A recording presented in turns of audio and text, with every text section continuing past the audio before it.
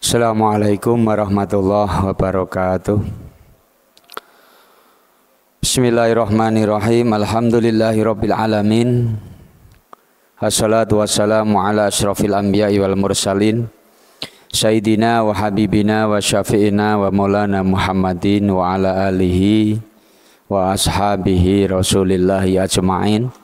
Rabbi shrah li sadri wa yassir li amri wa hlul 'uqdatam min lisani yafqahu qawli, amma ba'du.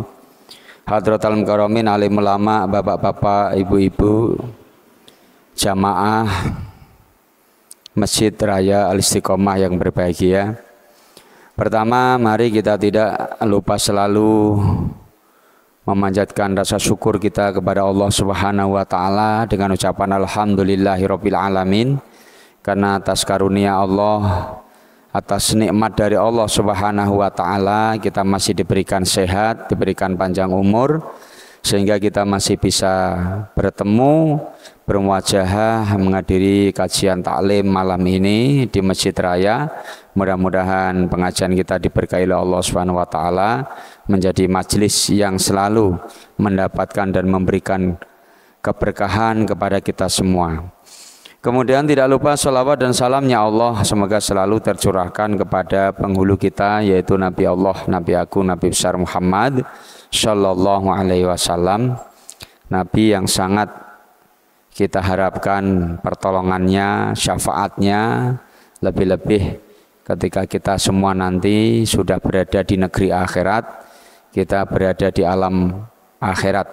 Mudah-mudahan kita semua bisa berjumpa dengannya dan kita diakui menjadi umatnya, dan kita bisa mendapatkan keberkahan daripada syafaatnya. Amin Allahumma amin. Selanjutnya Bapak Ibu yang saya hormati, mari kita niatkan ngaji malam ini. Mudah-mudahan pengajian kita malam ini bisa memberikan manfaat untuk kita bersama dan bisa menambah hasanah keilmuan kita, sehingga kita bisa bertambah ilmu, dan ilmu itu mudah-mudahan menjadi ilmu yang bermanfaat, bisa menjadi bekal kita untuk nanti kita semua beribadah dan mengharapkan keridhaan dari Allah Subhanahu wa taala. Bapak Ibu yang saya hormati, kita tahu bahwa salah satu kewajiban yang harus kita jalankan itu adalah meyakini tentang keberadaan para rasul dan nabinya Allah Subhanahu wa taala. Jadi kalau dihitung semua, nabi dan rasul itu jumlahnya sangat banyak sekali. Namun dijelaskan dalam Al-Qur'an itu ada sebagian yang kami jelaskan, ada sebagian yang tidak kami jelaskan. Artinya ternyata yang wajib kita ketahui di antara nabi dan rasul itu cuma 25. Namun jumlah nabi dan rasul itu tidak terhitung banyaknya. Ya. Jumlah nabi itu tidak terhitung banyaknya. Dan ada ulama yang mengatakan kalau sampai detik ini itu masih ada nabinya Allah yang masih hidup, seperti Nabiullah Khidir alaihissalam. Nabi Khidir itu sampai detik ini masih hidup, Pak. Dan setiap tahun beliau selalu melaksanakan haji dan umroh. Makanya kadang-kadang kalau ada orang yang ditakdirkan oleh Allah bisa bertemu di Makkah sana, itu dapat ilmu laduni itu dia. Ya. Jadi Nabi Khidir itu diberikan tugas oleh Allah untuk menjaga lautan. Sementara kalau yang menjaga daratan itu Nabi Yahya alaihissalam. Jadi ini masih hidup beliau ini. Nah, dan kita tahu juga bahwa Nabi Isa alaihissalam juga masih hidup, karena kisahnya diangkat oleh Allah dan besok di akhir zaman akan turun lagi untuk menumpas Dajjal laknatullah alaih, dan akan mengikuti syariat Nabi besar Muhammad Sallallahu Alaihi Wasallam. Jadi tidak menggunakan syariat dia sendiri, namun dia ngikut syariat Nabi besar Muhammad Sallallahu alaihi wasallam. Jadi bisa akan turun Pak, Nabi Isa alaihissalam. Nah, ada lagi Nabi yang masih hidup seperti Nabi Idris alaihissalam, yang tinggal di surga dan tidak keluar-keluar lagi sampai sekarang. Nah, ya kan? Seperti kita tahu kisahnya, ya kan? Ketika disuruh masuk ke surga, tidak taunya lari masuk ke dalam, dicari malaikat tidak keluar-keluar, saking enaknya tinggal di surga itu. Nah, kalau kita sebagai orang Islam tentu kita wajib meyakini itu semua, bahwa dunia dan isinya ini memang masih dijaga oleh nabinya Allah dan dijaga oleh para malaikatnya Allah Subhanahu wa ta'ala. Nah, maka salah satu rukun iman yang harus kita imani adalah percaya dengan para rasul Allah Subhanahu wa ta'ala.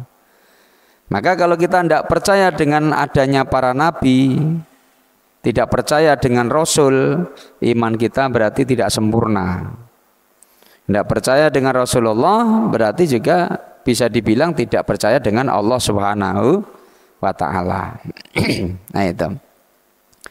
Kemudian siapakah yang dimaksud dengan Rasul itu? Nah, jadi kalau yang dimaksud Rasul di dalam kitab Al-Khusun Al-Hamidiyah dijelaskan, Rasul itu adalah insanun zakarun khurrun awkhallahu ilaihi bisyar'in wa amrohu atau wa amarohu bitablighihi lil khalqi. Yang dimaksud Rasul adalah manusia yang jenis kelaminnya laki-laki, yang merdeka, yang diberikan oleh Allah wahyu berupa syariat, dan yang Allah perintahkan kepadanya untuk menyampaikan syariat tersebut kepada makhluknya Allah Subhanahu wa ta'ala. Ini yang dimaksud Rasul. Kalau Nabi itu diberikan oleh Allah wahyu, syariat, namun tidak diwajibkan untuk menyampaikan kepada umatnya atau pada makhluk Allah. Nah, itu Nabi.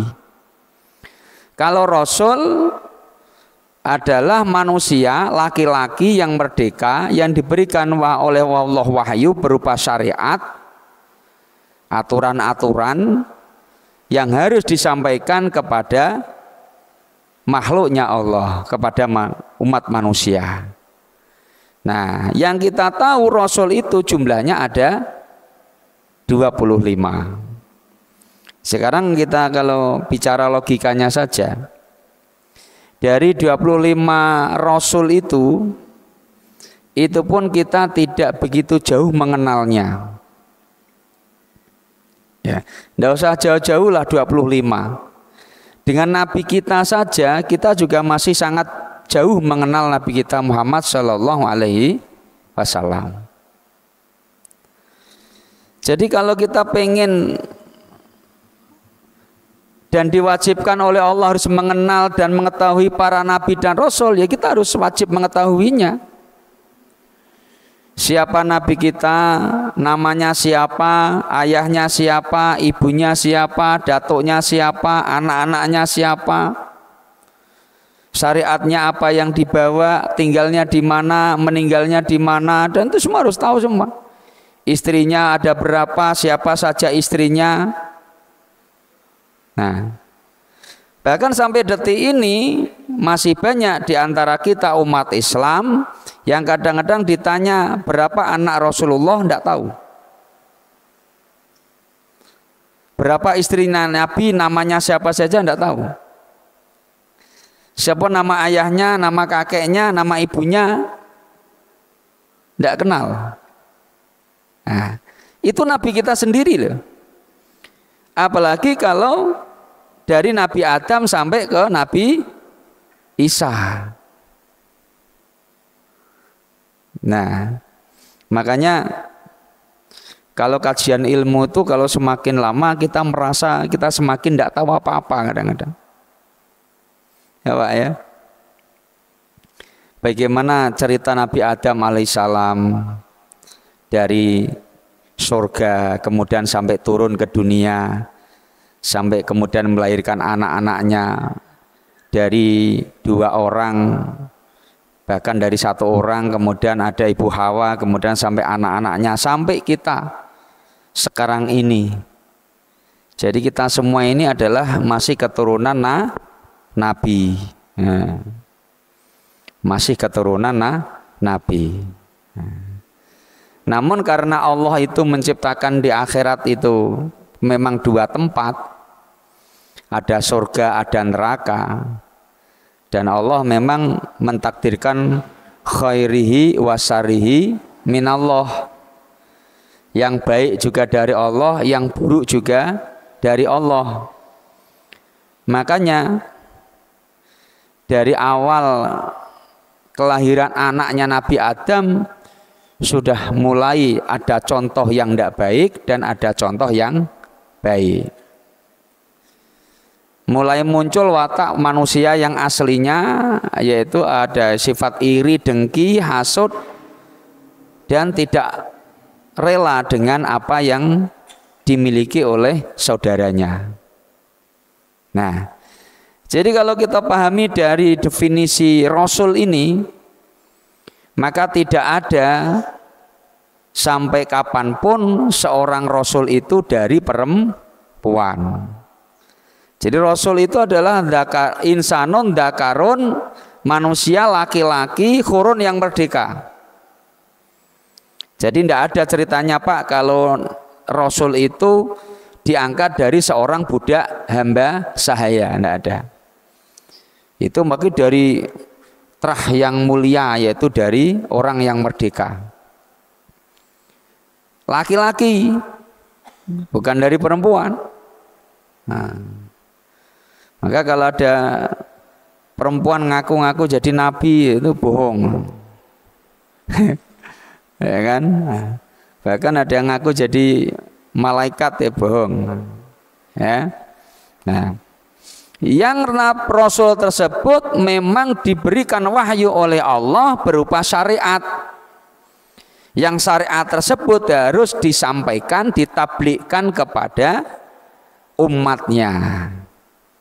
Nah, jadi kalau Nabi itu tidak ada perintah untuk ditablikkan, kalau Rasul ada kewajiban untuk disampaikan. Maka tidak ada ceritanya kalau Rasul itu korupsi ayat, tidak ada. Ya kan, semua apa yang diberikan oleh Allah diberikanlah kepada kita. Sampai Allah mengatakan wa ma ataitukum fakhuduhu wa ma nahaitukum anhu fantahu. Apa yang aku bawa ambillah semua, dan apa yang aku larang tinggalkanlah semua. Jadi kalau kita pengen sukses, kita harus mau mengambil apa yang dibawa oleh Rasulullah dan meninggalkan apa yang dilarang oleh Rasulullah Shallallahu Alaihi Wasallam. Gitu. Kemudian anna irsalar rusuli minal jaizi alallahi ta'ala. Sebenarnya mengutus Rasul ke dunia ini itu hukumnya tidak wajib bagi Allah. Hukumnya jaiz. Artinya kalau Allah tidak ngutus seorang Rasul pun juga tidak masalah. Andai Allah tidak ngutus 25 Nabi dan Rasul ke dunia ini juga tidak masalah. Karena hukumnya tidak wajib bagi Allah mengutus Nabi dan Rasul. Wa irsaluhum tafdilan ala ibadihi lima fi minal fawaid al kathirah. Kemudian olehnya Allah mengutus para rasul kepada umat manusia di permukaan bumi ini menjadi sebuah anugerah. Tafdilan ala ibadihi menjadi anugerah bagi hamba Allah itu sendiri.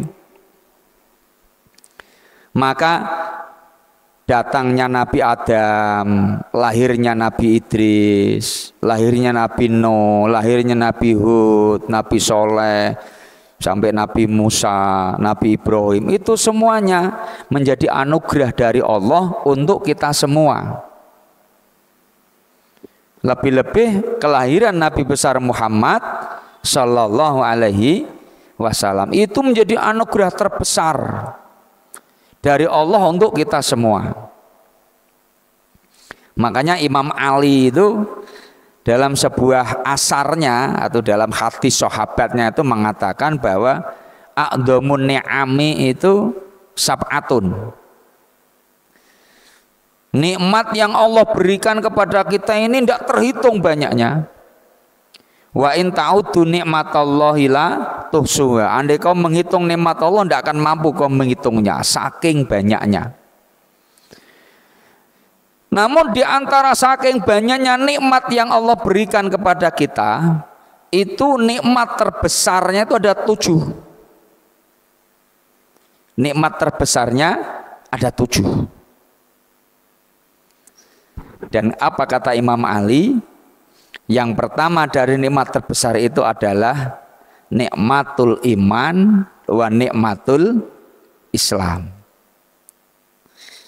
Nikmat terbesar yang Allah berikan kepada kita ini bukan rumah, bukan mobil, bukan Pak. Bukan pangkat, bukan harta, bukan.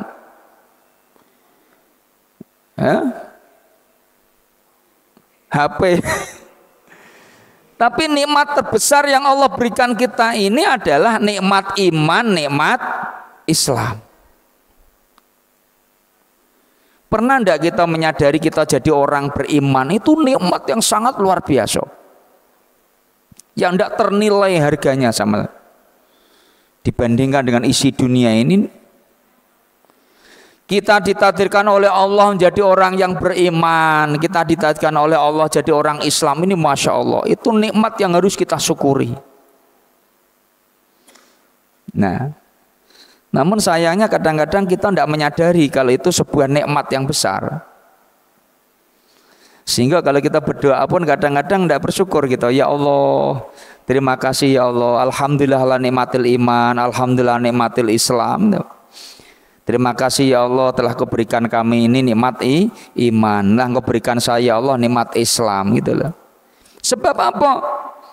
Ternyata tidak sedikit orang yang bisa bertemu dengan Nabi, langsung berjumpa dengan Nabi, namun tidak diberikan iman oleh Allah Subhanahu wa Ta'ala. Bahkan masih pamannya Nabi sendiri saja tidak diberikan oleh Allah iman, padahal melihat langsung Nabi Muhammad. Sementara kita jaraknya sangat jauh dengan kelahiran Nabi, dengan kehidupan Nabi. Mudah-mudahan kita ini diberikan iman, sampai iman ini nanti kita bawa menghadap Allah Subhanahu wa Ta'ala. Maka tugas kita Pak mensyukuri nikmat iman ini. Kita syukuri nikmat Islam ini. Artinya apa? Jangan kita banyak mengeluh kalau di sana sini ada kekurangan ini, kekurangan itu. Kalau kita menyadari bahwa Allah telah memberikan kita nikmat terbesar, tentunya nikmat yang kecil-kecil itu tidak perlu kita pikirkan lagi. Ya kan? Rezeki umpamanya seret, utang tidak lunas-lunas, ya biasa. Yang penting iman Islam masih ada, itu nikmat terbesar yang diberikan oleh Allah. Itu aja kita syukuri. Ya kan? Nah, kemudian yang ketiga apa? Nikmat apa? Nikmat yang ketiga yang terbesar itu adalah nikmat Al-Quran. Al-Quran. Namun sayangnya banyak orang yang tidak bisa memiliki dan menggunakan Al-Quran itu sendiri. Jangan salah loh Pak. Kita ngaku Islam, di rumah ada Quran, namun kalau tidak pernah dibaca, ya tidak ada manfaatnya Al-Quran itu. Untuk apa coba? Tidak menjadi sebuah nikmat. Sama kayak kita dikasih orang mobil, ini Pak mobil, pakailah, nah, untukmu lah, terserah, free, nah, terserah, ini gratis untuk kau. Namun tidak pernah dipakai, nongkrong aja depan rumah, ya sama tidak punya mobil, ya kan? Sama Pak, kita diberikan oleh Allah nikmat berupa Al-Quran. Al-Quran ada di rumah kita, namun tidak pernah kita baca, ya Al-Quran tidak akan bisa menjadi sebuah nikmat bagi kita. Maka untuk memanfaatkan nikmat itu ya kita baca biar memberi berkah untuk kehidupan kita. Itu nikmat terbesar, Pak. Kemudian kata Imam Ali, nikmat yang keempat apa? Nah, ini yang utama yang saya sampaikan ini. Adalah nikmat diberikan Nabi, yaitu Nabi besar Muhammad sallallahu alaihi wasallam. Jadi Nabi kita Muhammad ini nikmat dari Allah yang diberikan Allah kepada kita. Mampu tidak kita menggunakan nikmat itu sebaik-baiknya? Maka nikmat antara Quran dengan nikmat Nabi Muhammad ini keduanya tidak bisa dipisahkan, Mbak. Banyak orang yang gagal menggunakan nikmat ini. Ada orang yang ngaku umatnya Nabi Muhammad namun baca Quran tidak pernah. Ada orang yang bisa membaca Quran namun tidak mau membacanya. Ya sama saja, Pak. Maka kalau orang dia tuh mengaku percaya dengan Nabi Muhammad, tentu dia harus mengikuti perintah Nabi bahwa Nabi menyuruh kita untuk membaca Al-Quran. Nah, kita pegang aja, Pak, 4 nikmat ini saja udah luar biasa. Nikmat iman, nikmat Islam, nikmat Al-Quran, nikmat Nabi Muhammad. Itu saja kita gunakan, Masya Allah. Itu yang lain itu akan ikut dengan sendirinya. Nah, kesalahan manusia zaman akhir saat ini nih, mereka otaknya banyak diisi dengan selalu menuntut kekurangan-kekurangan kepada Allah. Aku udah sholat rajin namun utang belum lunas. Aku sudah rajin sholat namun kok badanku sakit-sakitan terus. Aku udah rajin jamaah namun hidupku belum berubah, masih seperti ini terus. Salah. Coba tengok diri kita. Kita jadi orang Islam itu udah luar biasa. Kita punya iman udah luar biasa. Tinggal memanfaatkan 2 nikmat yang selanjutnya apa? Nikmat Al-Quran, nikmat Nabi Muhammad. Bagaimana cara menikmati Nabi Muhammad jadi nikmat? Ikuti perintahnya, ikuti anjurannya. Karena semuanya akan bermuara membawa kita mendapatkan kebahagiaan dunia dan akhirat. Tidak selama ini otak kita selalu dipikirkan begitu, Pak. Jadi kok isinya nuntut terus. Nuntut sama Allah, nuntut pengen ini. Sehingga apa? Hidupnya tidak tenang-tenang. Namanya manusia begitu. Dikasih gaji sebulan 3 juta, kurang. Dinaikkan lagi oleh Allah, gajinya berapa? 5 juta, kurang juga. Gaji 10 juta, masih kurang juga. Sebab yang namanya lazimnya manusia, gajinya makin gede, perangai makin banyak. Makin banyak perangainya, keinginan juga makin banyak. Jadi artinya apa? Kalau tidak kita batasi sendiri, tidak akan ada habisnya yang namanya kenikmatan dunia ini. Makanya mari Pak kita mulailah, ya.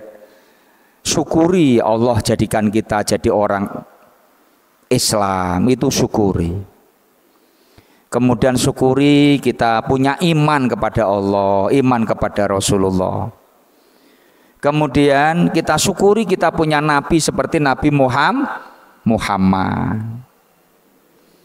Kemudian kita syukuri kita punya kitab suci Al-Quran. Coba. Kalau Nabi ada mujizatnya apa coba? Saya tanya. Kita ini kadang-kadang dari 25 Nabi dan Rasul saja, kalau kita ditanya dari 25 itu tidak semua kita tahu mujizatnya apa saja. Paling-paling yang sering kita kenal itu mujizatnya Nabi Musa, itu tongkat jadi ular. Mujizatnya Nabi Dawud, ya kan? Suaranya yang merdu, ya kan? Mujizatnya Nabi Sulaiman bisa berbicara dengan binatang, bisa bicara dengan hewan, bisa bicara dengan angin, bisa bicara dengan yang lain. Nikmatnya Nabi Isa, mukjizatnya apa? Bisa menghidupkan orang mati. Menghidupkan orang mati, menyembuhkan segala macam penyakit, itu Nabi Isa. Jadi zaman Nabi Isa dulu Pak, banyak dukun-dukun. Nah, namun setelah Nabi Isa diangkat Allah, Allah turunkan lagi, utus Nabi Muhammad. Ternyata Nabi Muhammad tidak sehebat Nabi Isa. Kalau secara dohirnya begitu, namun hakikatnya tidak. Nabi Muhammad sama seperti kita, tangannya kena pedang, luka, waktu perang giginya rontok. Coba, kenapa? Karena Nabi bersifatan memiliki sifat jaiz, yaitu al-a'radul basyariyah. Dia memiliki sifat seperti sifat manusia biasa. Makanya mukjizat Nabi yang paling hebat bukan jari-jarinya keluar air, enggak. Bukan ketika makanan dipegang Nabi kemudian yang sedikit bisa jadi banyak, cukup untuk memberi makan sebanyak orang, enggak. Bisa membelah bulan, tidak Pak. Mukjizat terbesar Nabi kita Muhammad adalah Al-Quran, dan itu bisa kita nikmati sampai kapanpun, bahkan sampai hari kiamat besok Al-Quran itu akan bisa kita nikmati.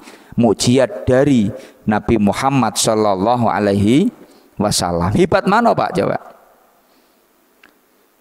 Nabi Musa dengan tongkatnya, sekarang mana tongkatnya? Tidak ada lagi.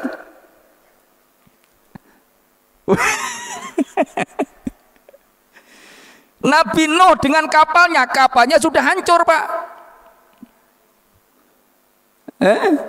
Oh di situ. Video omong ya kan.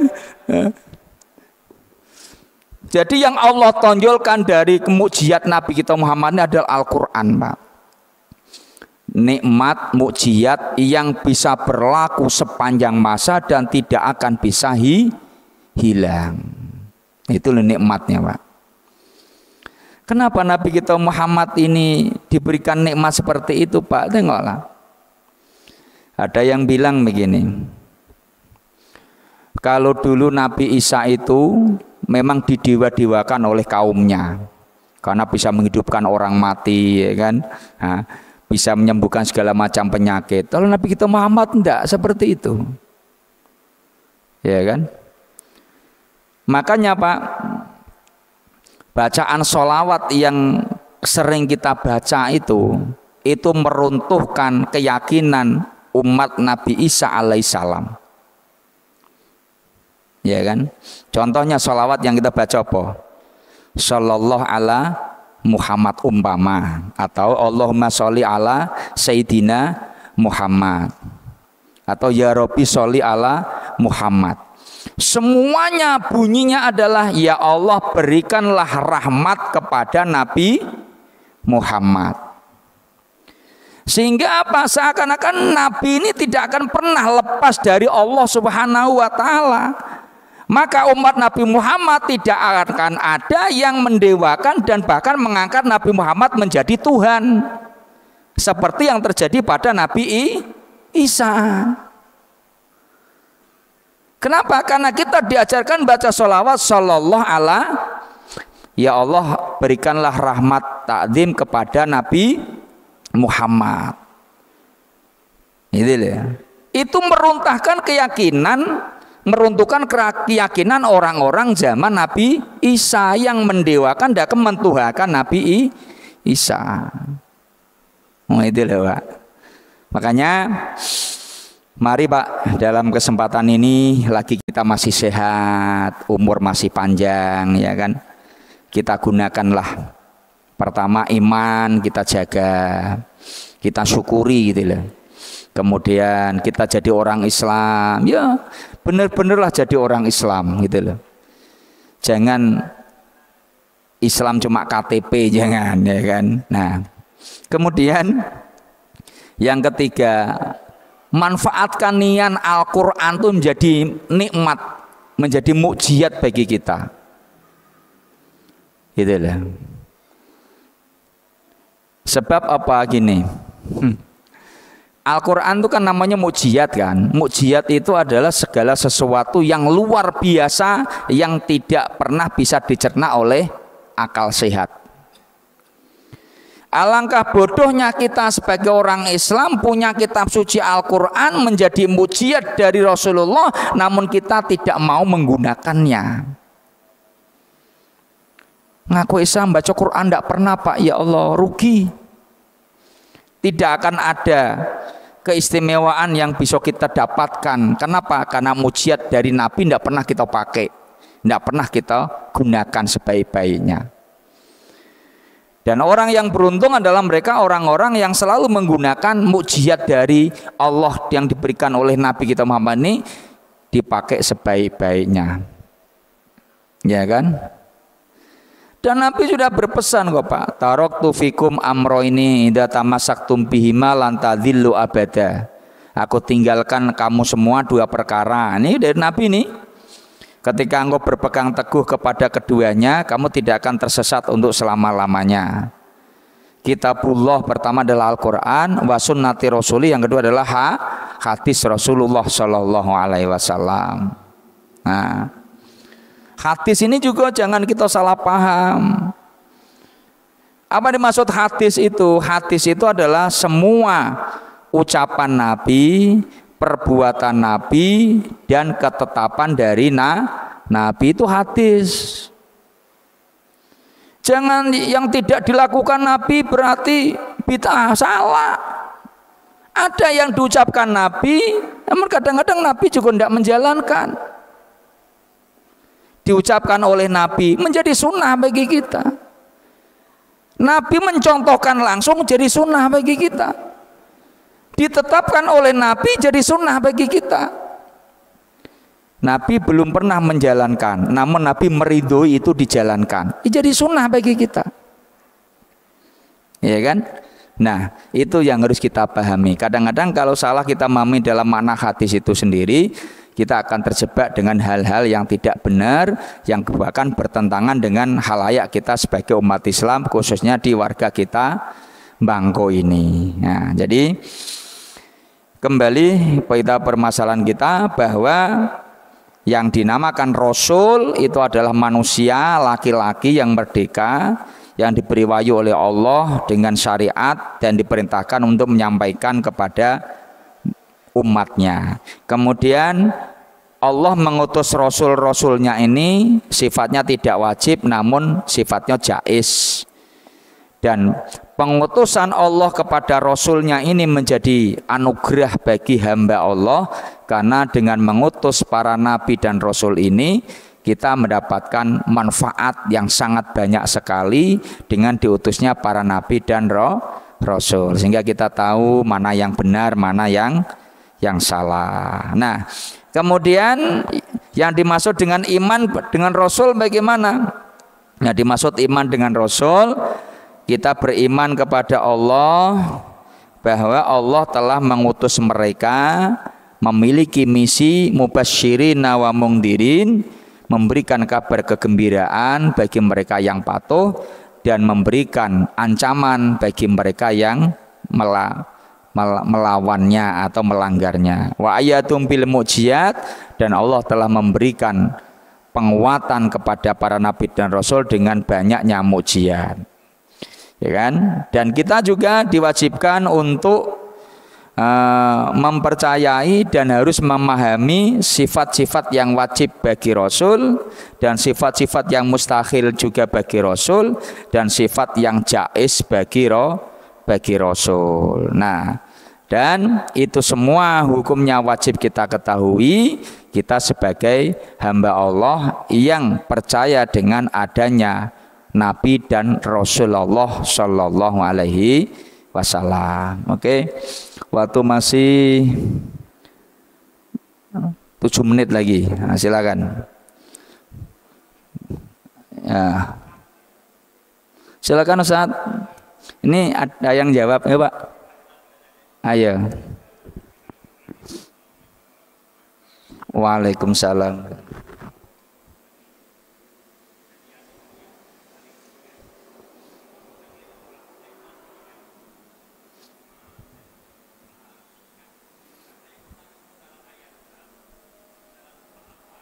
Hmm.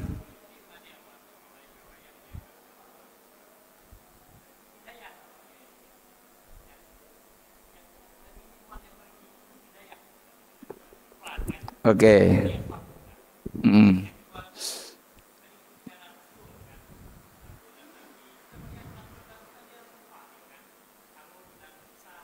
Ya.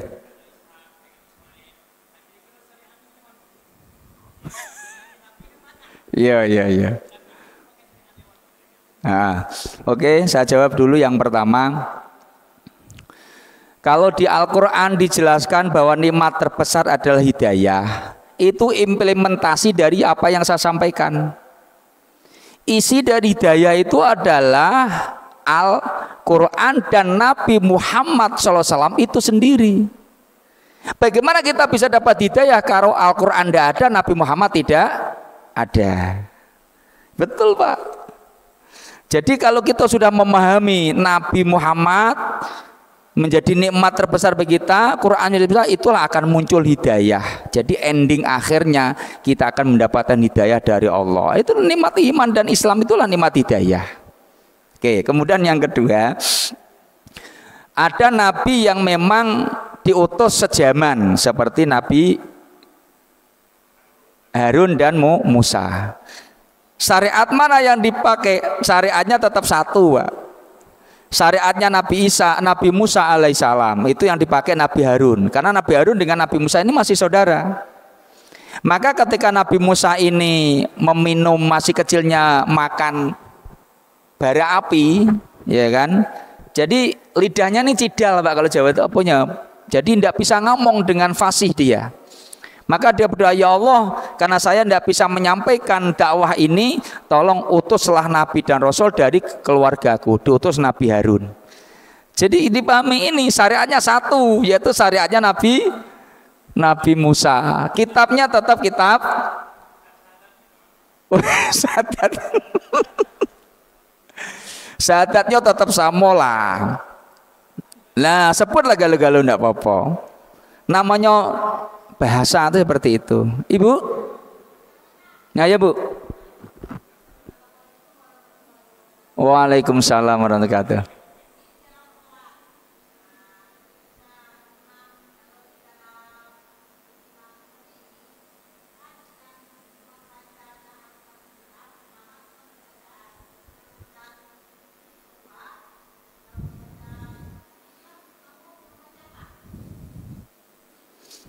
Yang pertama, Bu, ya, ketika imam membaca surah, kita membaca apa? Yang pertama kita baca Fatihah dulu.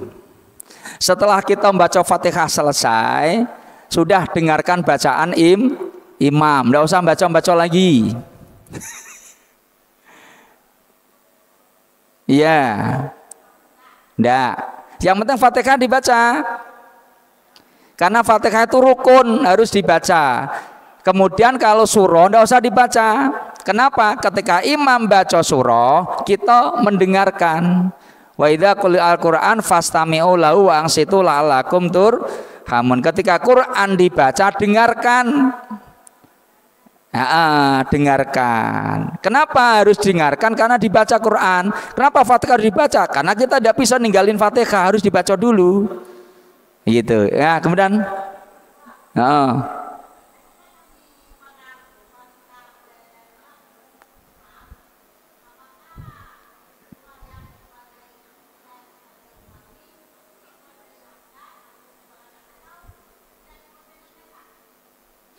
surahnya